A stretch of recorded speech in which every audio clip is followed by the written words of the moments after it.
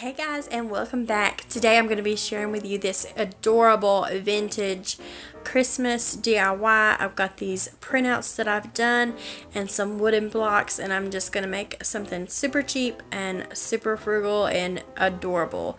So in my office, I love all things vintage. I don't really like to carry that theme throughout my house, but my craft room studio is super vintage, and I love all things that kind of speaks to my heart a little bit. So whenever I saw Hobby Lobby's line, there was like their retro line or something for Christmas, I really wanted a bunch of stuff. Well, when I went back to get it, they were sold out, or some of it was just really expensive. So without trying to buy anything major, and I didn't need anything huge in there right now, I just decided to go online. I found some pictures that I liked, kind of printed them off in my Silhouette Studio, and I added some text to some of them, and it was really easy to do. I prefer doing it in Silhouette Studio because I can get that measurement more correct to what my blocks were if you're using pre-made blocks. Now these blocks I got at Dollar General a couple weeks ago when they were doing their garden spring clearance for 90% off, and I got these for like 30 cents. So you saw some of them in a haul, I'm sure, or I bought some at other Dollar Trees and dollar stores whenever I see them. I just think they're really easy to get a quick DIY in, and a cute little piece of home decor, especially seasonal decor you don't want to spend a whole lot on, that's not going to be out very long. So I just done a fussy cut for this Santa. That just means basically I cut around it, leaving a very little edge, and then you just kind of I kind of had to trim this one up a little bit. It didn't quite fit perfectly, but it did fit okay. So I'm going to go ahead and Mod Podge this reindeer onto this block.